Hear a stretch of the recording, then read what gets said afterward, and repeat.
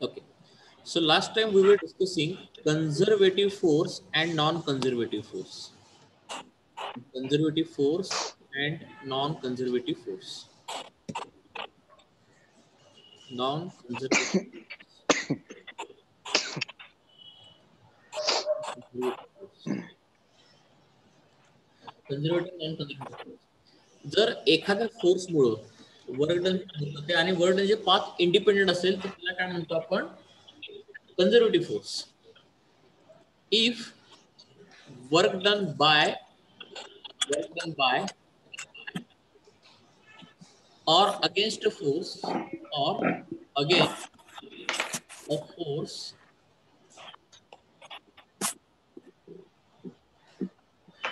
is independent of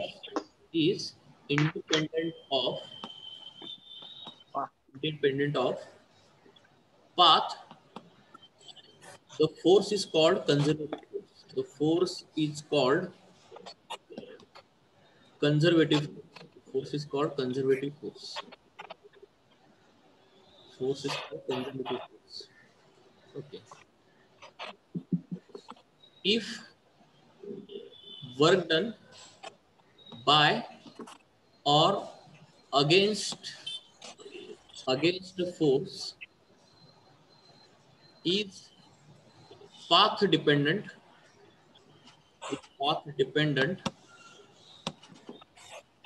the force is called non-conservative. याच्यावरती already एनडीला question विचारलाय की दिलेल्या force पैकी कोणता फोर्स कन्झर्वेटिव्ह आणि कोणता हा नॉन कन्झर्वेटिव्ह हे त्यांनी विचारलं. बरं, ठीक. आता मी तुम्हाला मागच्या वेळेस सांगितलं होतं की जसं आपण एखाद्या बिल्डिंग वरती जाणार आहोत, बिल्डिंगला वरती जाण्यासाठी म्हणजे या पॉइंटला जाण्यासाठी you have two paths. Path number 1 is with the staircases. Staircase वरून तुम्ही जाऊ शकता बिल्डिंगला वरती, तर हा झाला आपला पाथ नंबर 1. आणि तुम्ही डायरेक्टली या बिल्डिंगला जाऊ शकता by using the rope climbing. सगळ्यांना माहिती आहे रोप climbing? Yes, sir. Path 2, that is known as rope climbing. Through ropes we can climb, and path number 1 is through staircases. Okay. पण मला सांगा, तुम्ही पाथ नंबर 1 घ्या किंवा पाथ नंबर 2 घ्या, बिल्डिंगची हाईट चेंज होईल का रे? No sir. ती हाईट ऍक्च्युली या ठिकाणी आपल्याला काय चेंज करते की आपण केलेलं डिस्प्लेसमेंट. ठीक आहे. बघा आता तुम्ही काय करू शकता की समजा तुम्ही रोप क्लाइम्बिंग मध्ये मास्टर आहात, रोप क्लाइम्बिंग करून इथं पोहोचा वरती, म्हणजे तुमचं डिस्प्लेसमेंट एच झालं. म्हणजे तुम्ही ग्राउंड पासून स्टार्ट केलात, रोप क्लाइम्बिंग करून पाथ नंबर 2 न रोप क्लाइम्बिंग करून वरती पोहोचून तुमचं डिस्प्लेसमेंट एच झालं. परत मी काय करतो की बाबा एवढं कोण करणार रोप क्लाइम्बिंग वगैरे, आम्हाला तर कंटाळा येतोय, आम्ही सगळं आपलं चालत जाणार, एवढं डेंजरस स्पोर्ट आम्ही नाही खेळणार असं म्हटलात आणि चालत गेलात. चालत गेलं तुम्ही वरती पोहोचलात. तुम्ही स्टेअर केसनं जरी वरती गेलात ना तरी तुमचं डिस्प्लेसमेंट एचच आहे ना रे बाळांनो. Yes, sir. Yes sir. Yes, sir. Whether displacement changing? No, displacement is not changing. मग आपण वर्क डन कसं काढतो? आपण काढतो आता बरं, आता तुम्ही वर्क डन कोणत्या फोर्सच्या अगेन्स्ट करताय रे? Gravitation. Gravitational. Very good. Gravitation फोर्सच्या अगेन्स्ट करताय म्हणजे याचा अर्थ work done is equal to force of gravity multiply by displacement H. Displacement H. Yes, sir. Okay. आता आणि दुसरी गोष्ट काय असतं, ऍक्च्युली फोर्स ऑफ ग्रॅव्हिटीचा फॉर्म्युला पाहिलात ना, तो काय असतो G m1 m2 r square. Correct? Yes, sir. मग याचा अर्थ काय की ऍक्च्युली हे जे आर पण हे पण आर रिप्रेझेंट दाखवतो, सॉरी डिस्प्लेसमेंट दाखवतो बॉडीच्या. ठीक आहे. आणि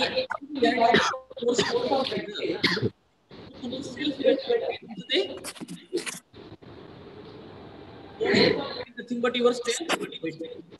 Am I correct what I'm saying? Yes, sir.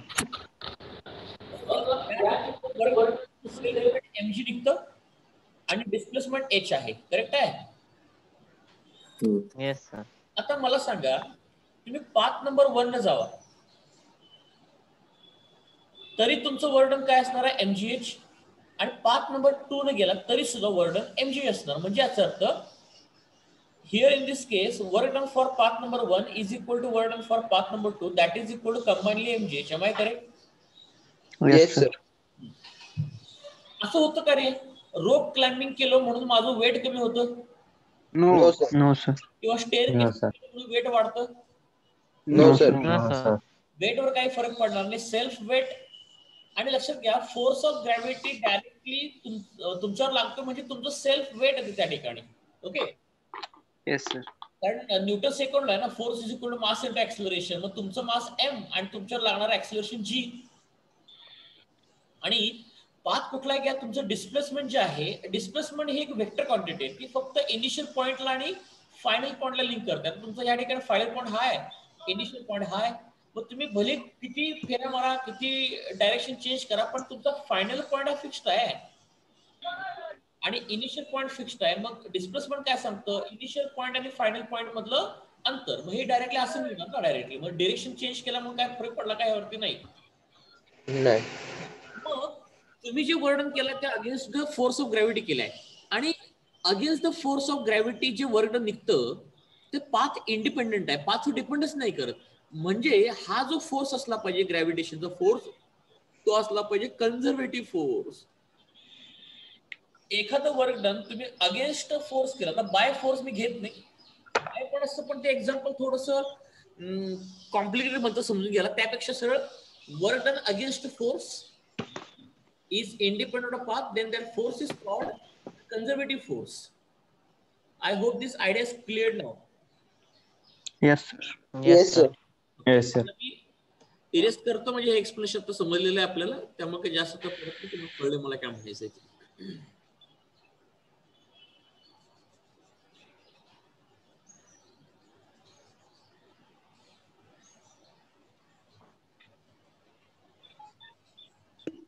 म्हणून तर ग्रॅव्हिटेशन जे कन्झर्वेटिव्ह फोर्सेस असतात ना, त्यांनाच ऍक्शन रिएक्शन पेअर मध्ये लिहिता येतं.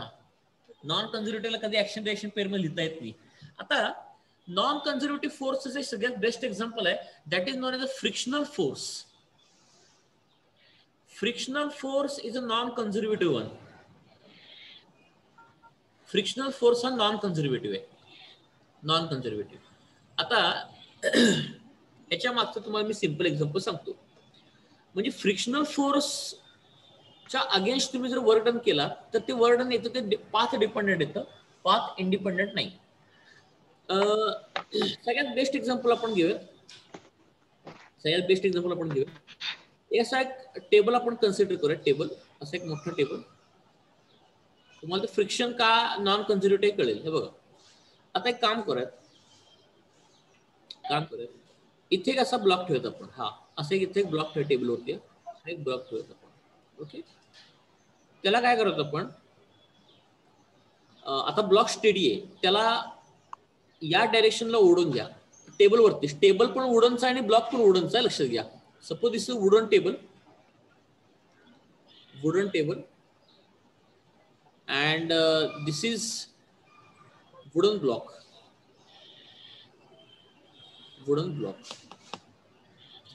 मग पहिला पाथ नंबर 1 घ्या.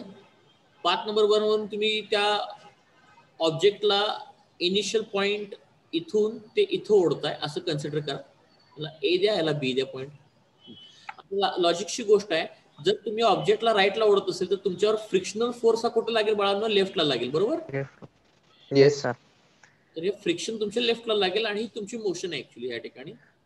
ही मोशन तुमची राईटला आहे, मोशन राईटला आहे तर फ्रिक्शन तुमचं लेफ्टला येणार. बरं, हा एक पाथ नंबर 1 झाला. तुम्ही दुसरा एक पाथ घ्या. त्या दुसऱ्या पाथमध्ये तुम्हाला काय करायचं सांगतो. फक्त काय नाही, इनिशियल पॉईंट आणि फायनल पॉईंट फिक्स ठेवा. फक्त मध्ये पाथ लेंथ वाढवा किंवा पाथ कसं आहे तुम्ही तुमच्या डिपेंड करतं, ते तुमच्या डिपेंड करतं. मग आता मी काय करतो, इनिशियल पॉईंट जो ए आहे तिथून मी माझ्या दुसरा एक ब्लॉक आहे तिथूनच त्याला मी सुरुवात करतो. पण त्याला मग गंमत अशी करत काहीतरी आपण याला असं करायचं, ह्या ब्लॉकला ना असं असं मूव्ह करत जाऊयात आपण आणि पॉईंट बी लाच आणत त्याला. मग मला सांगा कोणत्या केसमध्ये जास्त फ्रिक्शन लागेल तुम्हाला? So second one. Second stage. Second step. जास्त फ्रिक्शन लागेल कारण तुम्ही पाथ लेंथ वाढवलात ना तुमच्या या ठिकाणी. Yes sir. आलं सर. मग याचा अर्थ मला सांगा, मग फ्रिक्शनल फोर्सची दोन्ही केसमध्ये व्हॅल्यू वेगवेगळी येते.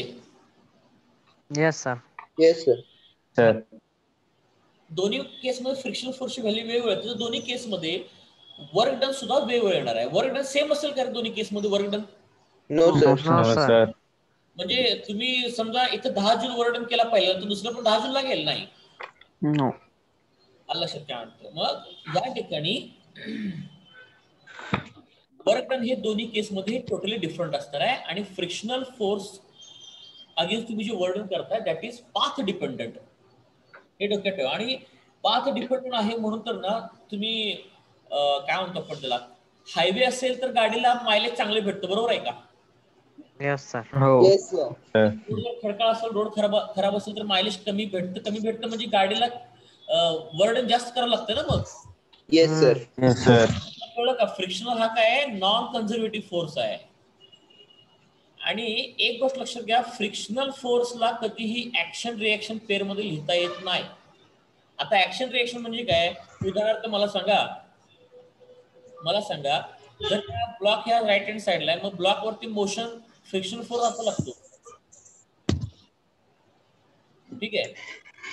मग फ्रिक्शनल फोर्स येण्यासाठी दोन सरफेस मध्ये कॉन्टॅक्ट होणं गरजेचं आहे. दोन सरफेस मध्ये जो पण कॉन्टॅक्ट होत नाही तो पण फ्रिक्शनल फोर्स येत नाही.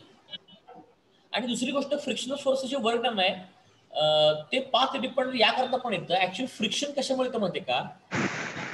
ज्यावेळी आपण दोन सरफेस पाहतो, उदाहरणार्थ हा ब्लॉक आहे आणि त्याच्या खाली हा ग्राउंड आहे. आपल्याला पहिल्यांदा वाटतं की बाबा हा ब्लॉक स्मूथ आहे आणि ग्राउंड पण स्मूथ आहे, पण ऍक्च्युअली तसं नसतं. ते ब्लॉकचा सरफेस आणि ग्राउंडचा सरफेस जो असतो ना, तो मायक्रोस्कोपच्या खाली बघितला की त्याच्यामध्ये तुम्हाला असे क्रश ट्रफ दिसतं. ठीक आहे. समजा हे ग्राउंड असेल आपलं किंवा जो स्मूथ सरफेस आहे आणि दुसरा जो ब्लॉकचा सरफेस आहे की नाही तो असा असतो मायक्रोस्कोपच्या खाली पाहिल्यानंतर. मग इथला ट्रफ जो असतो की नाही तो इथल्या ट्रफ मध्ये बसतो आणि इथला क्रश मध्ये बसतो आणि ते अडकते एकमेकांमध्ये. कळलं मला काय म्हणायचं तुम्हाला? ते येस सर. कॉन्टॅक्ट मध्ये येस सर. वरच्या ट्रफ आणि खालच्या ट्रफ एकमेकांमध्ये मॅच करतात आणि मग हे ब्लॉक जर इकडे चालला तर हा जो क्रेस्ट आहे ह्याला अपोज करतो ना, मग ते असं असतं. त्यामध्ये पाथ डिपेंडंट आहे त्याला. ते सांगायला आपण इलॅस्टिसिटी नावाचं एक पुढचं चॅप्टर आहे त्याच्यामध्ये आपण सगळं बघून घेऊयात त्यामध्ये. So you got this idea clear? Yes sir. तर कन्झर्वेटिव्ह फोर्सचे एक्झाम्पल आहेत frictional force, air drag. Drag म्हणजे एअर रेजिस्टन्स. इथं तुम्हाला एक्झाम्पल भेटतील ग्रॅव्हिटेशनल फोर्स, परत मॅग्नेटिक फोर्स, इलेक्ट्रिक फोर्स.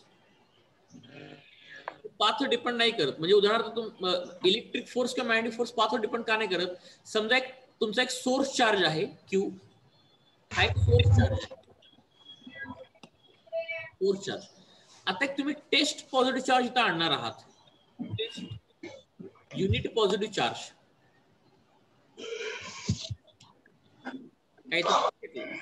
आता लॉजिकल गोष्ट आहे, मला सांगा प्लसच्या जवळ प्लस येईल का रे? No sir. No sir. मग मला हा जो छोटा क्यू आहे याला जर ह्या प्लस क्यूच्या साईडला आणायचं असेल तर मला ह्या छोट्या क्यू वरती काय करावं लागेल? वर्क डन अप्लाय करावं लागेल. वर्क डन करावं लागेल ना. हो. येस. हा, वर्क डन करावं लागेल. मग मला सांगा, समजा ह्या छोट्या क्यूला तुम्ही कुठून समजा इकडे आणलात, समजा तुम्ही त्याला मूव्ह केलात, समजा इथं पॉइंट ए आहे आणि इथं पॉइंट बी आहे. तुम्ही या पाथने त्याला मूव्ह केलात, पाथ 1 पॉइंट ए पासून पॉइंट बीला, किंवा छोट्या क्यूला तुम्ही इकडे आणलात, ह्या पाथने आणलात इकडे, हा path number 2 point A to point B. मग इथलं वर्णन कसं काढतात? तर इथलं वर्णन असं काढतात 1/4π0. तुम्ही वर्क करताय क्यू वरती, म्हणजे पोटेन्शियल जे असेल आपण त्या ठिकाणी काढतो. मग ते क्यू इंटू क्यू अपॉन दोघांच्या मधलं डिस्टन्स हे ऍक्च्युअली ह्या ठिकाणी पण डिस्प्लेसमेंट आहे. मला सांगा पाथ नंबर 1 आणि पाथ नंबर 2 घेतलात तरी ऍक्च्युअल चार्जचे डिस्प्लेसमेंट किती झालं? एवढं झालं displacement? Yes, sir. Yes, sir. हे डिस्प्लेसमेंट एवढं झालेलं आहे. मग ते काय असतं की इथं तुम्ही खाली डिस्प्लेसमेंट आर लिहिताय.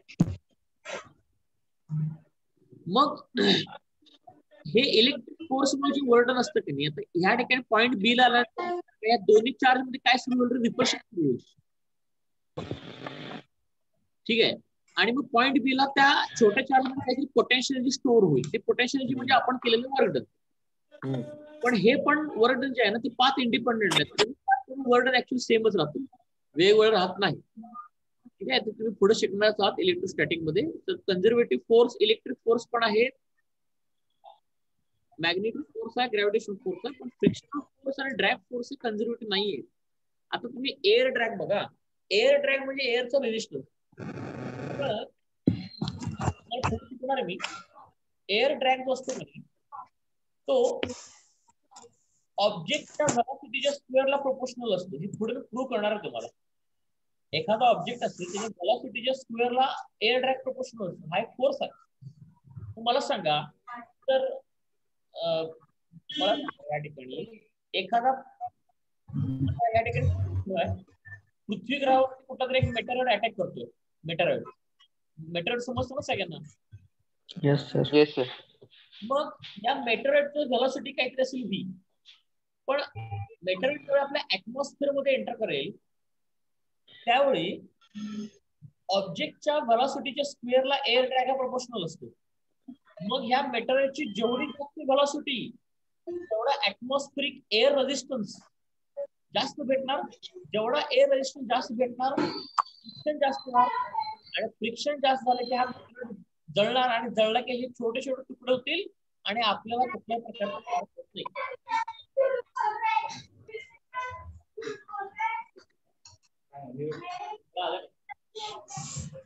पण मला सांगा रे बाळांनो, पण दुसरा जो मेटेरॉइड आहे मोठा मेटेरॉइड असेल आणि त्याची व्हेलॉसिटी जर कमी असते तर व्हेलॉसिटी कमी झाली तर एअर ड्रॅग पण कमी लागणार. Yes, sir. एअर ड्रॅग कमी लागला की हा दगड फुटणार नाही. मग मेटेरॉइडचं मग विध्वंसक होणार आपल्या पृथ्वीवरती. पण मला सांगा तर हे एअर ड्रॅगचं मिनिंग कळलं का सगळ्यांना? एअर ड्रॅगचं meaning? Yes, sir. Yes, sir. Yes, sir. पण air drag force actually air drag म्हणजे एअर रेजिस्टन्स किंवा फोर्स म्हणा. सिंपल भाषेमध्ये याला म्हणतात एअर रेजिस्टन्स किंवा याला म्हणायचं फोर्स. पण एअर रेजिस्टन्सचं जे वर्डन होतं ते पण पाथ डिपेंडेंट आहे. पाथ डिपेंडेंट म्हणजे आता मला सांगा पृथ्वी ऍक्च्युली अशी आहे, सर्क्युलर नाहीये. बल्जिंग ऍट द इक्वेटर आहे ना पृथ्वी. Yes, sir. Elliptical. म्हणजे Sir. सॉरी त्याचं वेस्ट ईस्ट आपण म्हटलं तर बल्जिंग ऍट द इक्वेटर आहे. मग एखादा मेटेरियल इक्वेटर करून आला, इक्वेटरवर आला तर थोडीशी पृथ्वी बल्जिंग आहे. म्हणजे इथं पाथ घेऊ शकतो आणि दुसरा मेटेरियल हा गोल करू. दोन्ही पाथ वेगवेगळे आहेत. त्यावेळी एअर रेजिस्टन्स सुद्धा त्या ठिकाणी वेगवेगळ्या भेटणार आहे असं तुला म्हणायचं. पुढे तुम्हाला कळेल ते पाथ वगैरे वेगवेगळा घेतला तर. किंवा तुम्ही इमॅजिन करा ऍटमॉस्फिअर मध्ये असं हायपोथेटिकली म्हणतो मी, हायपोथेटिकली समजा एक मेटेरॉइड आहे तो ऍटमॉस्फिअर मध्ये असा येतो आणि एक मेटेरॉइड असा येतो. मला सांगा जो मेटेरॉइड ऍटमॉस्फिअर मध्ये असं डान्स करतोय त्याला जास्त एअर रेजिस्टन्स भेटणार ना मग? Yes, sir. कारण एअरच्या जास्त होतो ना तो. एअरच्या कॉन्टेंट मध्ये जास्त होतो आणि जो सरळ निघून जाईल त्याचा एअरचं कॉन्टेंट कमी होईल आणि एअरचं कॉन्टेंट जेवढा कमी होईल मग तो फुटण्याची शक्यता कमी आहे. पण जर जास्त डान्स करत आला मग एअर म्हणणार जास्त आणि जास्त पडणार आहे. असं जर मिनिंग करा. म्हणजे तिन्ही गोष्टी मला समान ह्याच्यावरनं सांगायला बरं पडतं. तुम्ही got the idea? Yes, sir. तर हे जरा पहिला कन्झर्वेटिव्ह फोर्सचा पहिला point. Now Sir. Excuse me, sir. हा Hello. हा बोला की. सर आपण असं म्हणू शकतो की सगळे कॉन्टॅक्ट फोर्स नॉन कन्झर्वेटिव्ह असतात. सगळे कॉन्टॅक्ट फोर्सेस नॉन कन्झर्वेटिव्ह असतात. करेक्ट. म्हणू शकतो का?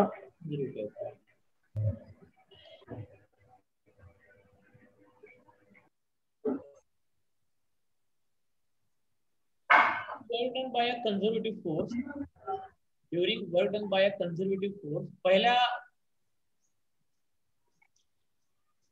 the mechanical energy is conserved. हे सगळं काय तुम्हाला सांगतो. पहिला पॉइंट आय होप सगळ्यांना क्लिअर झाला.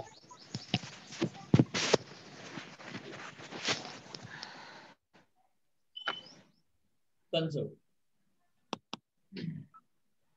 कारण कॉन्टॅक्ट फोर्सेस नॉन कन्झर्व्ड असण्याची शक्यता काय की नेमका कॉन्टॅक्ट कसा ह्याच्यावर डिपेंड करतो ना. त्या कॉन्टॅक्ट वेगळं असतं. उदाहरणार्थ मला सांगा, आता एक तुम्ही स्पिअर घेतलात हा, एक आयर्न स्पिअर आणि एक ब्लॉक घेतलात.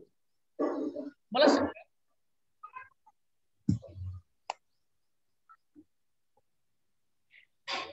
हे ह्याच्यात पडणार नाही. सर तुमचा आवाज कट होतोय. आता बघा येतो का आवाज? येतोय सर. एक सेकंड पॉइंट मी जातोय. During work done by a non conservative force,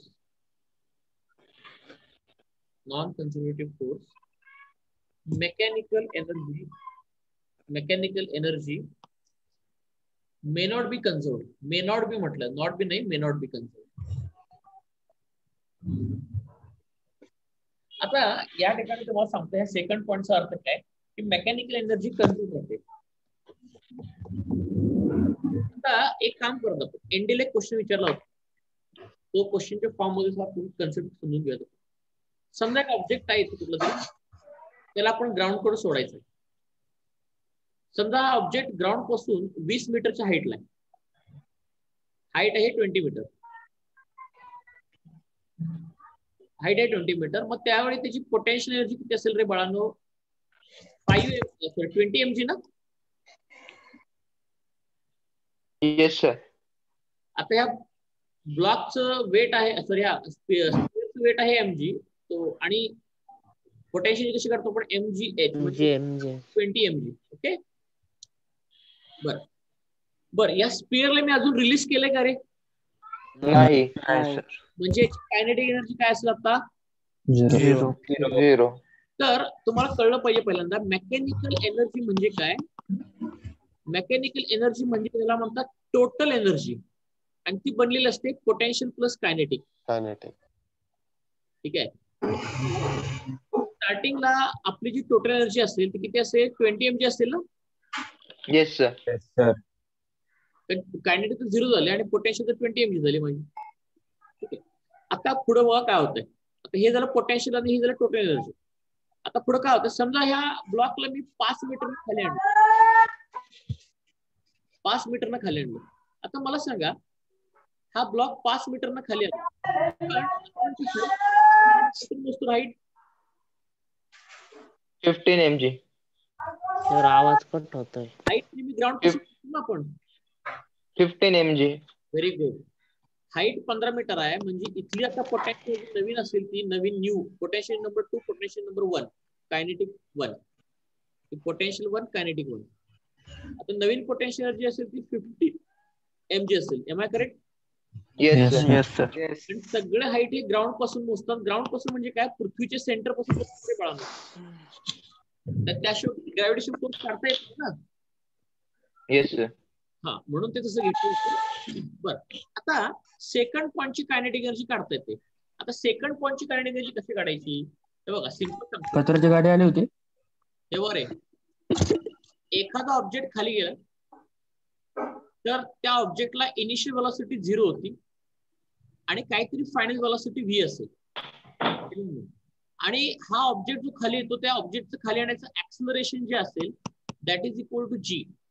मग आपण इथे एक सिंपल कायनेमॅटिक इक्वेशन वापरतो. तर v² इज आणि काहीतरी एका हाईटने खाली आला समजतो, काहीतरी h हाईटने खाली आला. ही आपली पॉइंट आहे. हे मी ऑलरेडी तुम्हाला व्हर्टिकल मोशन अंडर ग्रॅव्हिटी असं सांगितलं होतं. आणि इथे ऍक्सलरेशन असेल तर g असेल.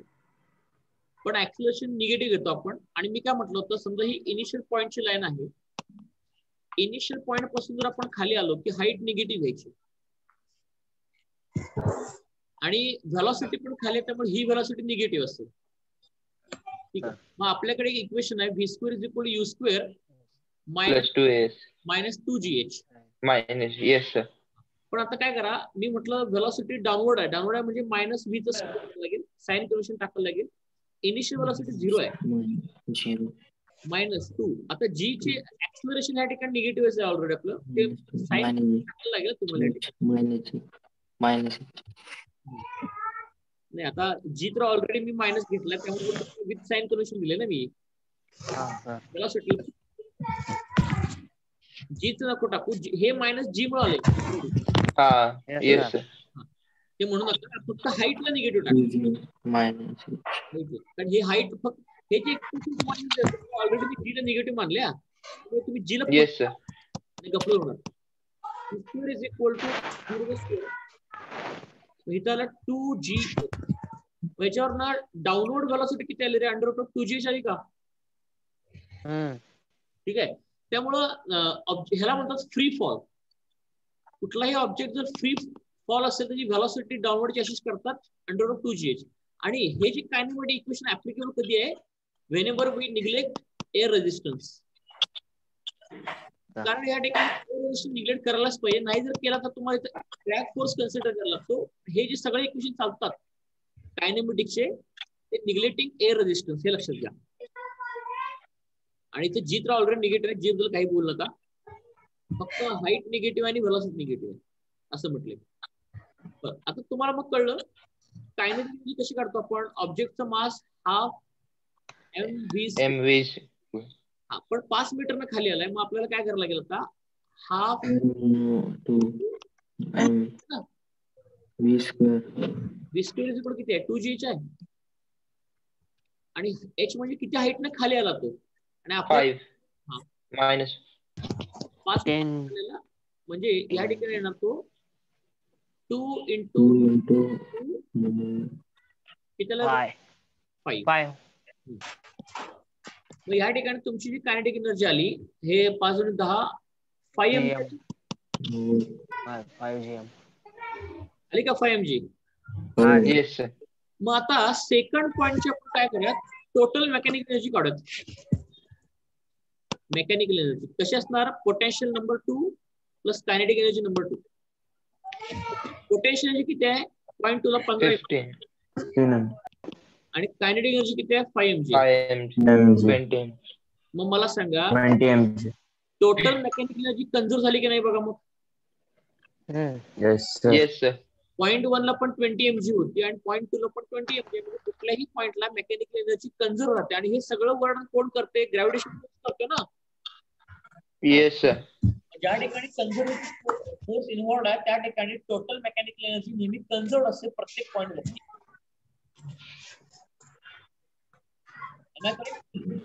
Yes sir. एक इंडियाला ऑलरेडी क्वेश्चन विचारला, त्याला लक्षात ठेवा, very very important question.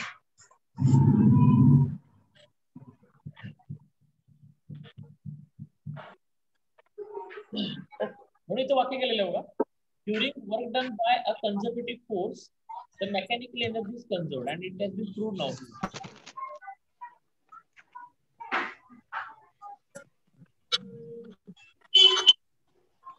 Potential energy काढताना सगळे हाईट ग्राउंड पासून मोजायचे आणि इथं व्हेलॉसिटी काढताना ऑब्जेक्ट किती डिस्प्लेसमेंट केलं ते घ्यायचं या ठिकाणी.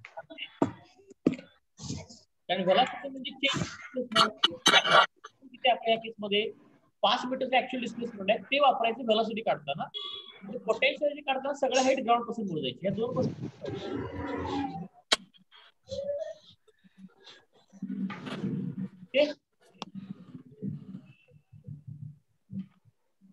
मग मला सांगा रे, ज्यावेळेस ऑब्जेक्ट 5 मीटरनं खाली पोटेन्शियल एनर्जी मध्ये किती चेंज झाला, किती पर्सेंट चेंज झाला?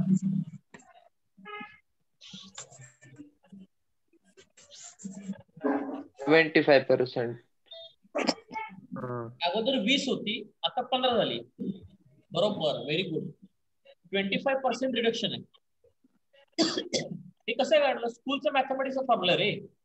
Yes sir. Final value 15 minus initial value 20. Final value 15 आहे ना. इनिशियल 20 आहे divide by initial 20 into 100. Change काढता येतो ना आपल्याला. Final value minus initial value divide by initial value into 100. School मध्ये पर्सेंटेज काढायचं नाही का आपण? Yes sir. Percentage increase, percentage decrease. असं की पोटॅन्शियल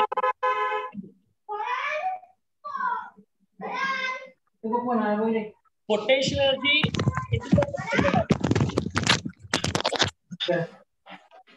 कमी झाली. मग मला पोटेन्शियल कमी झाली कन्वर्ट कशाने झाली मग?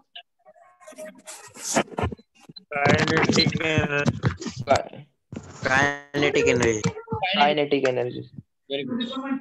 पर्सेंट इकडनं कमी झाले की ते कायनेटिक मध्ये झालं. आता work done bye conservative force mechanical energy conserve होत नाही. मेकॅनिकल एनर्जी कन्झर्व होत नाही म्हणजे काय होतं? काहीतरी लॉसेस होतात. काहीतरी लॉसेस होतात. मग ते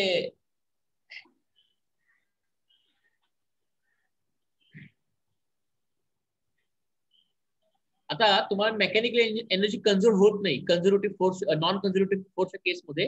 त्याचं आपल्याला ते मेटेरॉइडचं एक्झाम्पल घेता येईल. त्याच्यामुळे तुम्हाला बेस्ट सांगता येईल मला ते. बघा या ठिकाणी अर्थ आहे. अर्थवरती हा मेटेरॉइडने अटॅक केला. समजा हा इकडनं मेटेरॉइड येतो. मग त्या मेटेरॉइडने पाथ कुठला घेतला तर पाथ डिपेंड करणार आहे वर्टन. आणि दुसरी गोष्ट काय आहे की आता हा मेट्रो जेव्हा येत होता त्यावेळी त्याला ह्या पॉइंटला काहीतरी पोटेन्शियल प्लस कायनेटिक होती इनिशियल. ओके. इथे काहीतरी टोटल एनर्जी होती इनिशियल. आता समजा मेट्रो इथे आला. एअर बरोबर रेजिस्टन्स सुरू झालं. ते व्हेलॉसिटी किती ह्याच्यानुसार एअर रेजिस्टन्स येतो. जेवढी व्हेलॉसिटी जास्त तेवढा एअर रेजिस्टन्स जास्त. मग जेवढा एअर रेजिस्टन्स जास्त येईल याची कायनेटिक एनर्जी मध्ये डिक्रीज होईल. Am I correct? Yes sir. हा. मग कायनेटिक एनर्जी मध्ये डिक्रीज होईल आणि तुमची पोटेन्शियल पण डिक्रीज होते. ऍक्च्युली पोटेन्शियल हा कन्सेप्ट वेगळा आहे त्यामुळे तिथे घेऊ नका. आता ते वेगळ्या प्रकारे आपल्याला सांगावं लागतं. आणि टोटल एनर्जी. मग पोटेन्शियल आणि कायनेटिक लॉस झाली ती कुठे गेली मग? तर ती कुठे गेली तर ती हीट तयार होतो ना. हीट. Yes sir. हीट तयार होते, लाईट तयार होते. ह्या सगळ्या फॉर्म मध्ये कन्व्हर्जन होतं. सगळ्या फॉर्म मध्ये कन्व्हर्जन झाल्यामुळे मला सांगा इथली टोटल एनर्जी आणि इथली टोटल एनर्जी इक्वल असेल का मग? नाही सर. Not equal. काउंट होणार नाही ना. हीट आणि लाईट मध्ये कन्वर्ट झालं किती आता? कन्वर्ट झाले सर. येस. तर ते हीट लाईट मध्ये किती कन्वर्ट झालं हे एक्झॅक्टली काउंट करता येईल का तुम्हाला? नाही. No sir. म्हणजे आपल्याला कन्झर्व काय भरपूर गोष्टी असतात त्या कन्झर्व होत नाही. म्हणजे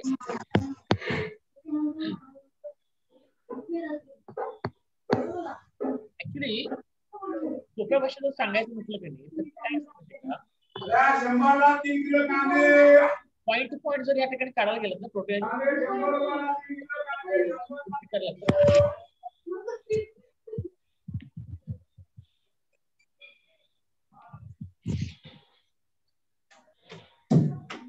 अजून एक बेटर एक्झाम्पल तुम्हाला सांगतो की work non mechanical energy may not be conserved आहे. May not B.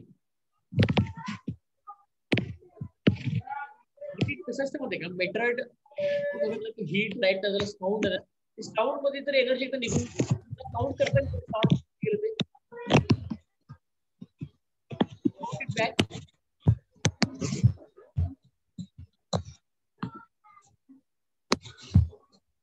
May not be कन्झर्व्ड म्हणजे कसं आहे म्हणायचं काय? मे नॉट बी कन्झर्व्ड म्हणजे पॉईंट टू पॉईंट जी व्हॅल्यू आता इथे फिक्स असते 20 mg 20 इथं आपण एअर ड्रॅग केलेला नाहीये. एक्झॅक्टली असं 20 mg येतच नाही ना. ठीक आहे.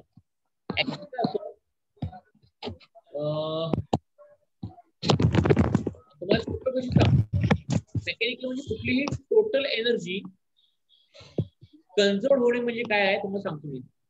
कन्झर्व होणे म्हणजे काय? मोमेंटम कन्झर्व होणे conservation of momentum and conservation of kinetic energy.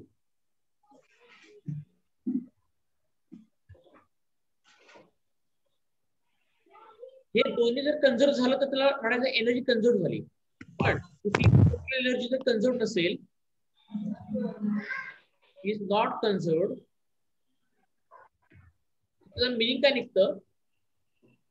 Momentum is always conserve, कारण लॉस आहे ना तो.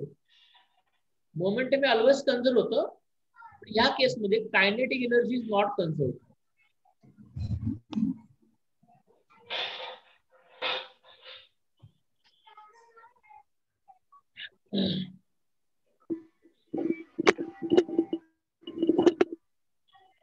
ती कन्झर्व होत नाही टोटल कायनेटिक एनर्जी. त्याला म्हणतात. मग ऍक्च्युअली काय होतं माहिती का, सांगतो, नॉन कन्झर्वेटिव्ह फोर्स असेल तर त्याच्यामध्ये एनर्जी कन्झर्व का होत नाही? कारण ती कायनेटिक एनर्जी कन्झर्व होत नाही. मोमेंटम दोन्हीकडे कन्झर्व होतं. Initial momentum is equal final momentum, आणि कायनेटिक एनर्जी दोन्ही पण कन्झर्व होतात. पण नॉन कन्झर्वेटिव्ह फोर्सच्या केसमध्ये कायनेटिक एनर्जी कन्झर्व होत नाही. म्हणजे ते मेटरॉइडची व्हेलॉसिटी आहे की नाही, ते एअर ड्रॅग किती बसलं त्यानुसार व्हेलॉसिटी चेंज होते. त्यामुळे येणारी कायनेटिक एनर्जी वेगळी येते, जी कन्झर्व होत नाही. अशा प्रकारे तुम्ही सोप्या भाषेत कन्सिडर करा. पडायची गरज नाही, कारण पुढे मी कव्हर करणार आहे मोमेंटम कन्झर्व म्हणजे काय, पडायचं नाही आपल्याला. तुम्हाला मेकॅनिकल एनर्जी कन्झर्व होणे म्हणजे टोटल एनर्जी कॉन्स्टंट राहणे.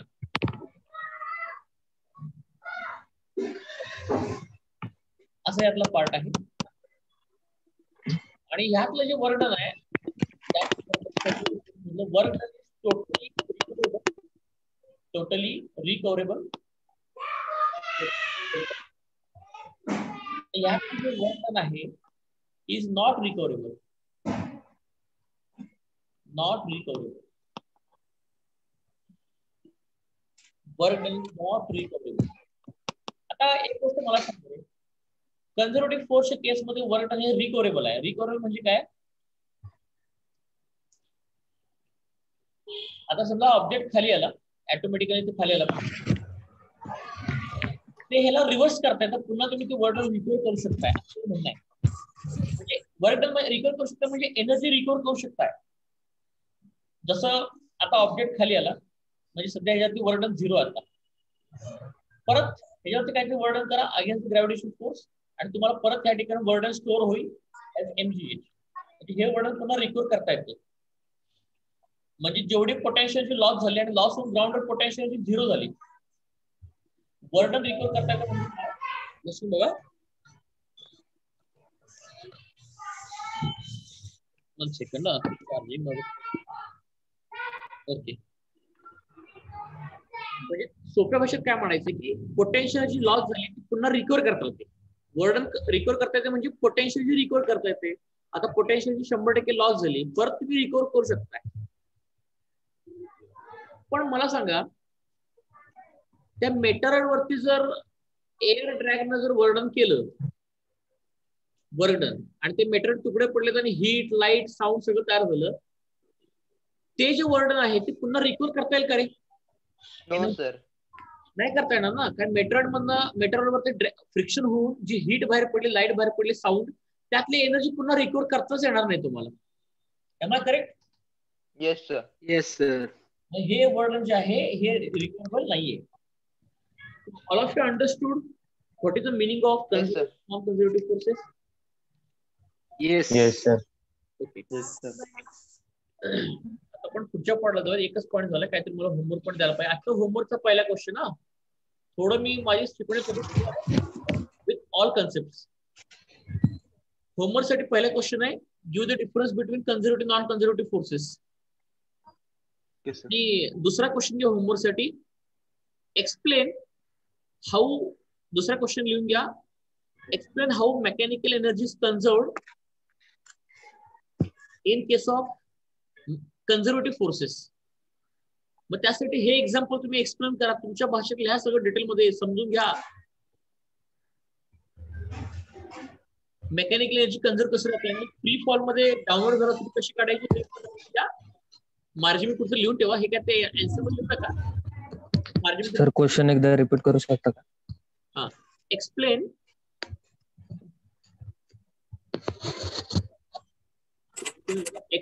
हाऊ मेकॅनिकल एनर्जी किंवा याला टोटल एनर्जी म्हणतात is convert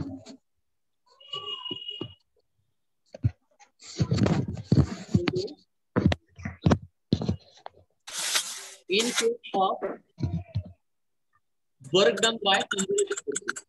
Work done by conservative.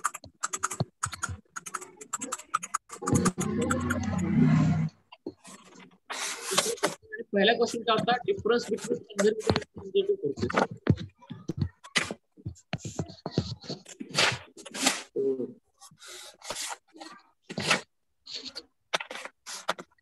तो दोन आता पुढचे पॉइंट शिकवायचे आहेत.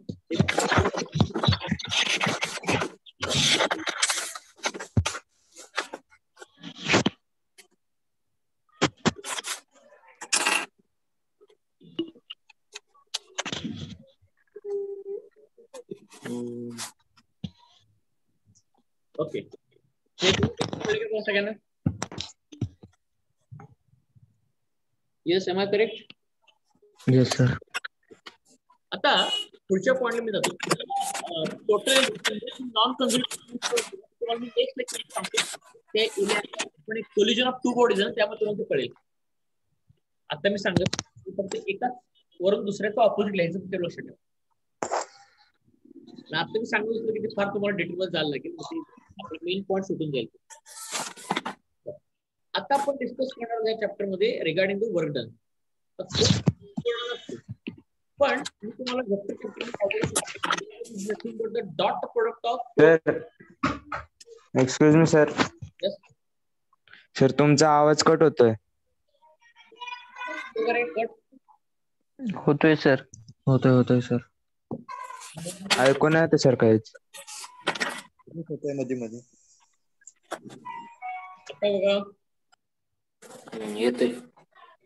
येतोय पण थोडी खरखर येते मध्ये. हो, खूप येस सर. ते मध्ये हेडफोन मी आणायला पाहिजे होता, हेडफोन नाही आणला. मागचे हेडफोन क्लिअर होतो ना?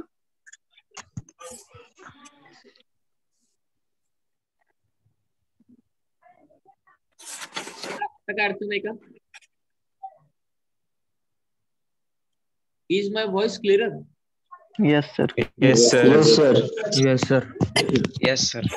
उद्यापासून ते हेडफोन आणतो मी. Okay, can I say force and displacement चा डॉट प्रोडक्ट म्हणजे work done? Am I correct? Yes sir. Work yes sir.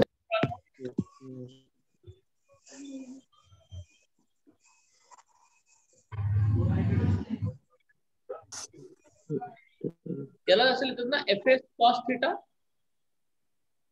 Yes sir. Yes sir. Yes, sir. Magnitude of force and magnitude of displacement.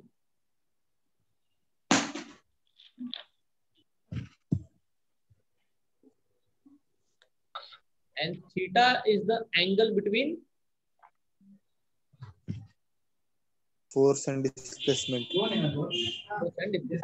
पण मी हे शिकवणार नाहीये आता, हे तुम्हाला already माहित आहे. मी काय शिकवणार लक्ष्मी बघा. You have to tell me the limitation of this formula. Study.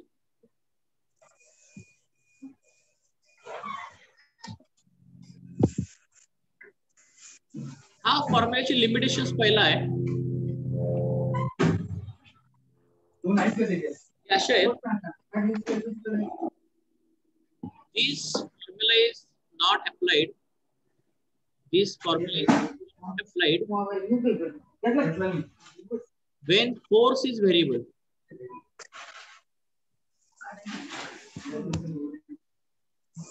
जर एखाद्या बॉडीवरती लागणारा जर फोर्स सारखा चेंज होत असेल तर हा फॉर्म्युला काही उपयोगाचा नाहीये. Apply this formula.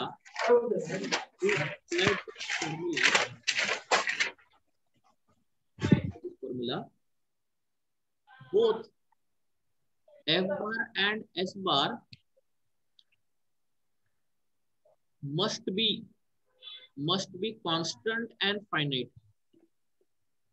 Must be constant and finite. हे दोघे पण कॉन्स्टंट पाहिजे आणि फायनाईट पाहिजे.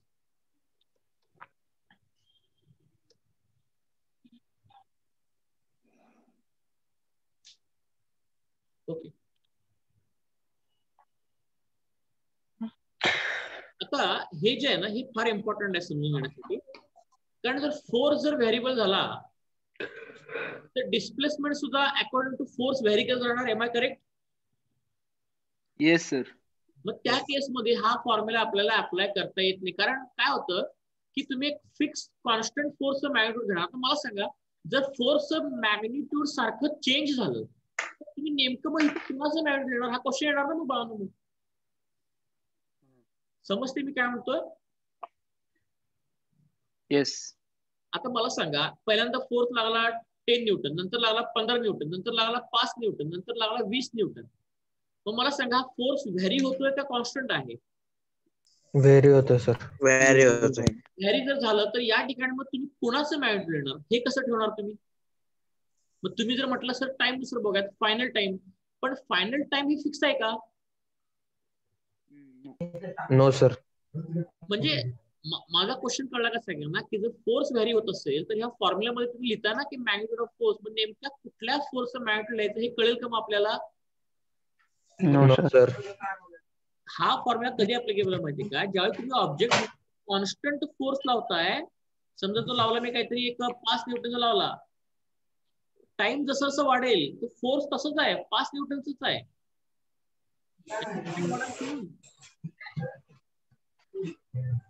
या केसमध्येच हा फॉर्म्युला ऍप्लिकेबल आहे. मग तुम्ही म्हणणार जर फोर्स हा व्हेरिएबल असेल तर मग त्या केसमध्ये वर्क डन कसं काढायचं ते सांगतो. आता हे पहिलं कळलं का लिमिटेशन फॉर्म्युल्याचं? Yes sir. Yes sir. पटकन ते ग्राफिकली सांगतो बघा. आता ऍक्च्युअली तुम्ही इमॅजिन करा की ह्या ठिकाणी एक फोर्स घेतलाय मी वर्सेस डिस्प्लेसमेंट घेतलं.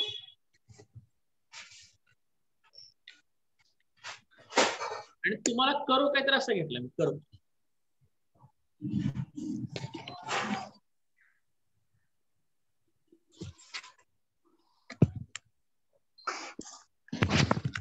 ओके असा काहीतरी कर्व आहे असं धरून चला. इनिशियल पॉइंट आपण ओके पॉइंट ए आणि हा फायनल पॉइंट बी. इनिशियल पॉइंटचं सुरुवातीचं इनिशियल डिस्प्लेसमेंट S1 आणि नंतर फायनल डिस्प्लेसमेंट माझं या ठिकाणी झालं S2. ओके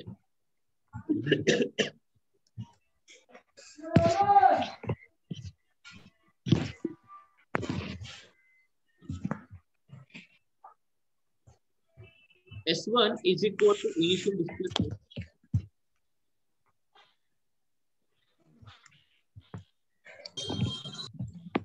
आणि S2 is equal to final displacement.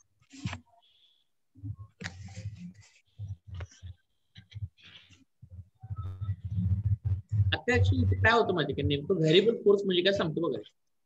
मला सांगा या केसमध्ये आपण जे वर्ड आणि कन्झर्वेटिव्ह फोर्स म्हटलं होतं ना मी तुम्हाला इथे या ठिकाणी म्हणजे पाथ इंडिपेंडेंट आहे ना की ग्रॅव्हिटेशन फोर्सची व्हॅल्यू कॉन्स्टंट होती. ग्रॅव्हिटेशन फोर्सची व्हॅल्यू कॉन्स्टंट आहे. तो व्हेरिएबल रेजिस्टन्स वगैरे निगेट करतो पण आपल्याला लागणारा ग्रॅव्हिटेशन फोर्स हा कॉन्स्टंट होता. That is not variable. Okay मग हे इनिशियल डिस्प्लेसमेंट घेतलं आपण आणि हे घेतलं फायनल डिस्प्लेसमेंट. ठीक आहे. आता इथलं जर वर्ड काढणार असेल ना तर त्याला एक 2 मॅथमॅटिकल मेथड्स आहेत.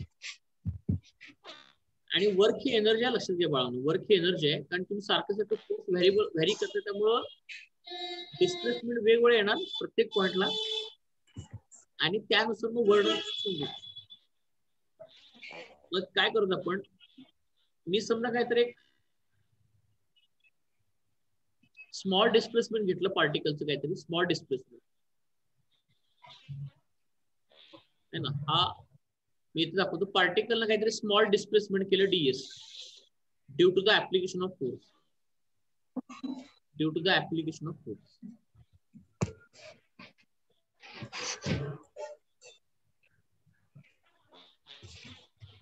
इनिशियल फोर्स होता P1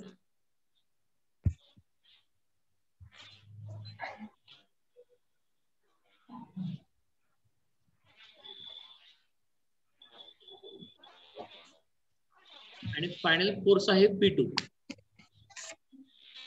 आणि समजा पार्टिकलचं डिस्प्लेसमेंटचं नाव वेगळं घेतो P1 डॅश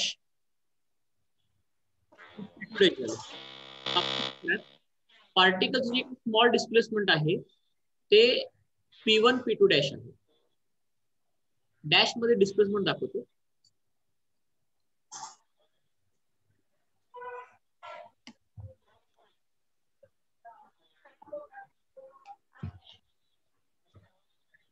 काहीतरी पुस्तकात वेगवेगळे नावं दिलेले आहेत, त्या नावांच्या भानगडीत नाही पडलं.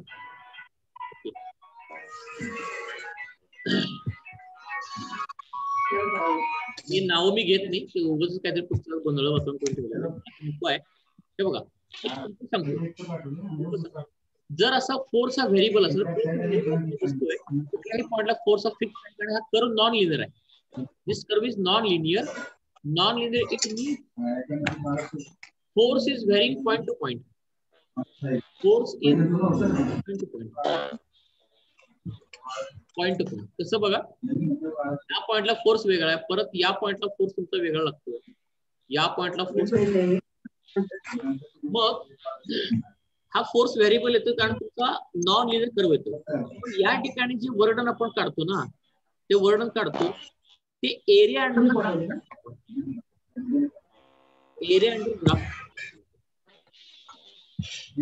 या ठिकाणी जे वर्णन काढणं फॉर व्हेरिएबल फोर्स ते एरिया अंडर द ग्राफ काढतो आपण.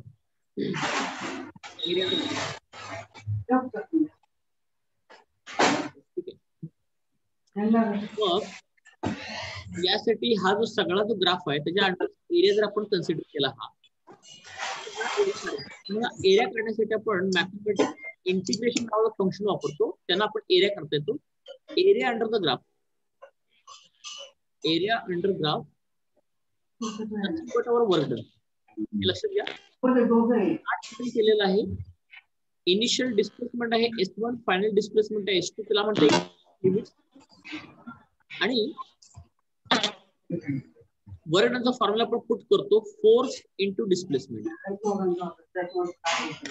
हे त्या ठिकाणी इंटिग्रेशन करायला लागेल. जर फोर्स कॉन्स्टंट असेल तर असं पण सांगतो की मॅथमॅटिकल असं पण सांगतात की एक रेक्टेंगलचा एरिया कसं काढतो आपण. रेक्टेंगलचा एरिया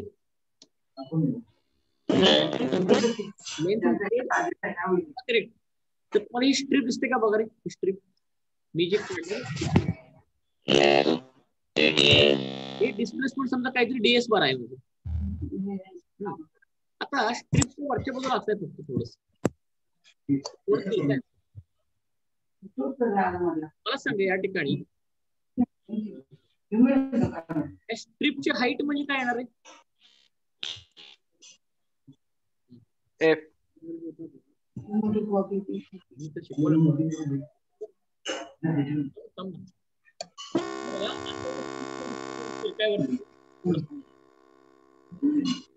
हे DS बार आहे विड्थ, पण ही हाईट काय असेल ना, हाईट फोर्स असेल ना, y ऍक्सिस. मला सांगा करायचं असेल, करायचं असेल म्हणजे तुम्हाला ते कसं दिसलं पाहिजे माहितीये का. परफेक्टली रेक्टेंगल काढण्यासाठी इथं अशी स्ट्रेट लाईन आली.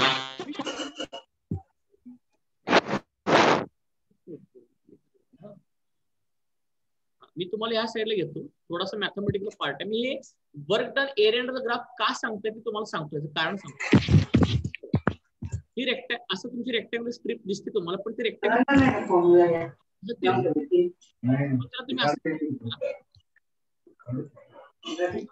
सेमी सर्कल घ्यावं. हा रेक्टेंगल नाहीये, हा रेक्टेंगल नाहीये. पण याचं रूपांतर मला आता मी काय म्हणतोय की इथं हा फोर्स आहे, डिस्प्लेसमेंट. सांगा रे कर्व कसं घालू मी. आणि कर्वची straight line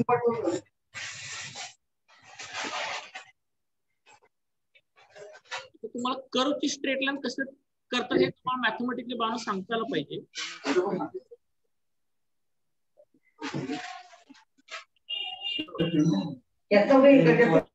Sir, your voice is not coming clear. You tell me. Sir वरती सेमी सर्कल घ्यायचं. कर्वच जे आहे ना ते स्ट्रेट लाईन स्ट्रेट लाईन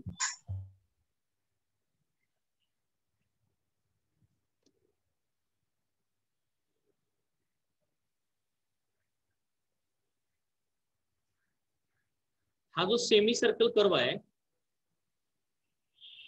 त्याला स्ट्रेट लाईन करायचं कसं करणार तुम्ही? किंवा असं बघा सेक्टर आहे ना सेक्टर कर्ड आहे इथं अँगल थीटा आहे तर या सेक्टरचा how will you convert this sector into triangle?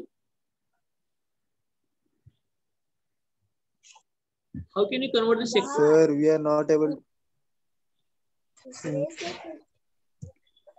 Area of circle, area of semicircle plus area of triangle.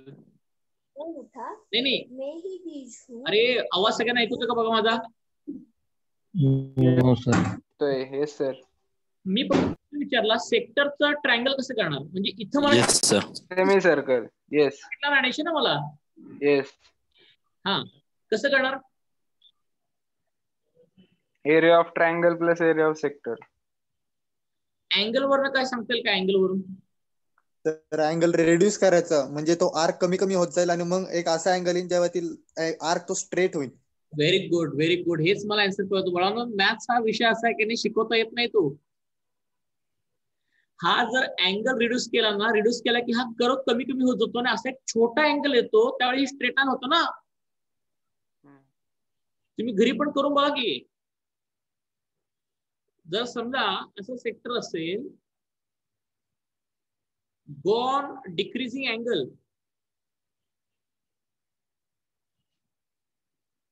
then finally you will see very small angle delta theta, very small angle, very small angle. So at that time this curve will become straight line. Am I correct what I'm saying? Yes. Yes, sir. मग मला सांगा कर्वला straight line करण्यासाठी तुम्ही ह्या पॉइंटला दोघांना जवळ आणलात ना तुम्ही. Yes. Yes. It means you are bringing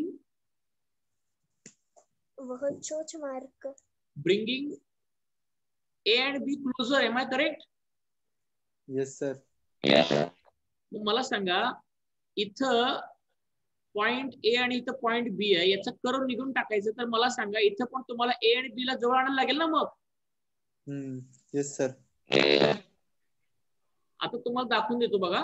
असं समजा कर्व असेल ओके कर्व असेल तुम्ही ह्या पॉइंट ए आणि बी ला जवळ आणा समजा इथं आले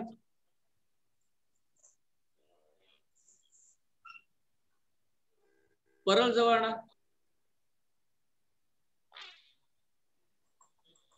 Now is it looking straight line now? Yes sir. Yes sir. Has it become straight line? Yes sir. मग हाच क्वेश्चन विचारला ना बाळांनो तुम्हाला मी की कर्व स्ट्रेट लाईन करण्यासाठी एंड चे पॉइंट जवळ आणायला लागतील तरच हे कर्वचं स्ट्रेट लाईन मध्ये रूपांतर म्हणजे हा पार्ट कापून काढलात ना तुम्ही मग याचा अर्थ. अंडरस्टूड?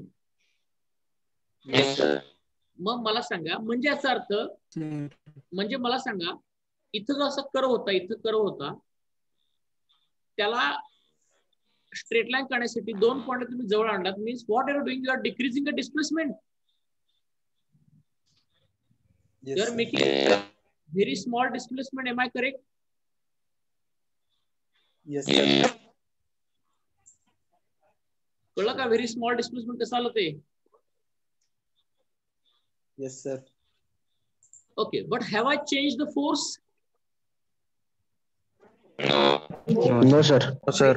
हाईट सेम ठेवला. म्हणजे मला सांगा, मी हे 2 पॉइंटला जवळ आणले की it will look like a rectangle. Yes sir. मग प्रत्येक पॉइंटला मी तसे रेक्टेंगल आणू शकतो का? प्रत्येक पॉइंटला बघा. Yes sir. Yes sir.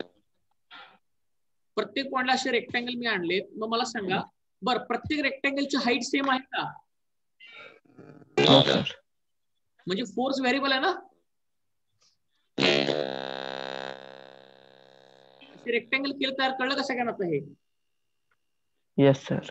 हा, आता मला सांगा बाळांनो, how will you find out the area of the rectangle now?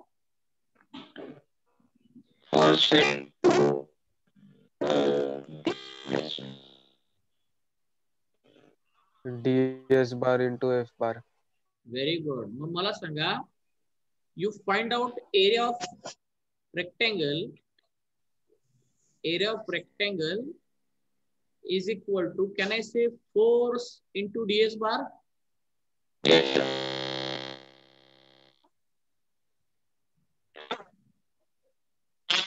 So can I say this is area of rectangle, nothing but the work done? Yes sir. मग मगाशी सांगा मी काय लिहिलं होतं बघा या ठिकाणी. आता मी काय लिहिलंय, area under the graph is nothing but the work done. Am I correct now? Yes sir. Yes sir. मग एक तर तुम्ही त्या रेक्टँगल वरून काढा, पण हे कधी वापरायचं? व्हेरिएबल फोर्सच्या केसमध्ये. कधी वापरायचं हे?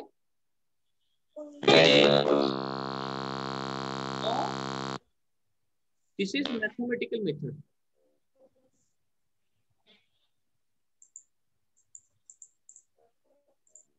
and this is graphical.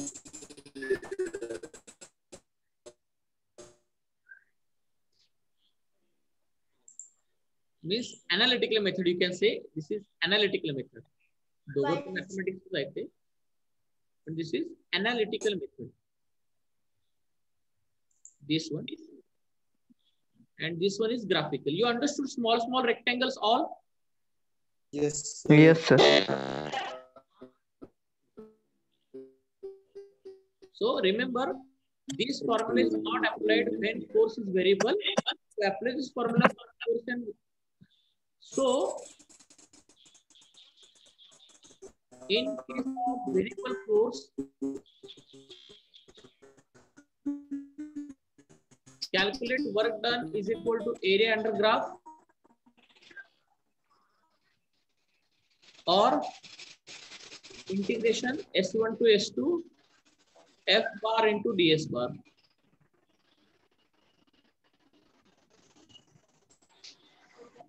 You understood this part?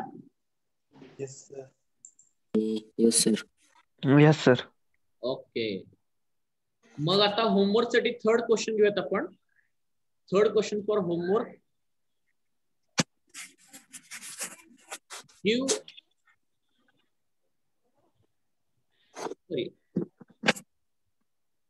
Explain how to calculate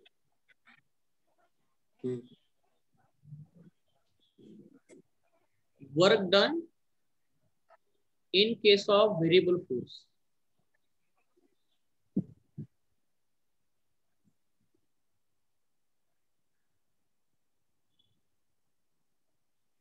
कळले सगळ्यांना क्वेश्चन बघा आजचे? सीबीएसई क्लासेस ऑनलाईन चालणार. Yes sir. ऑफलाईन. चला बाळा, आजचा पाठ झाला. क्लासरूम वरती Please, can you show the Hello. हा बोला. हा बोला.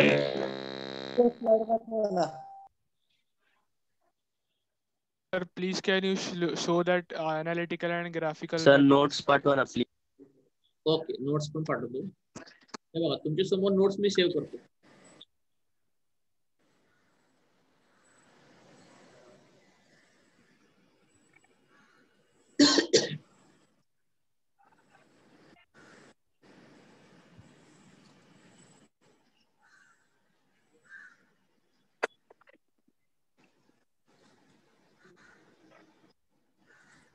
You understood this part? Yes sir. Yes sir. Yes sir. आणि जरासं मॅथ्स इम्पॉर्टंट आहे, very very important. Basic mathematical aptitude required. Basic maths aptitude.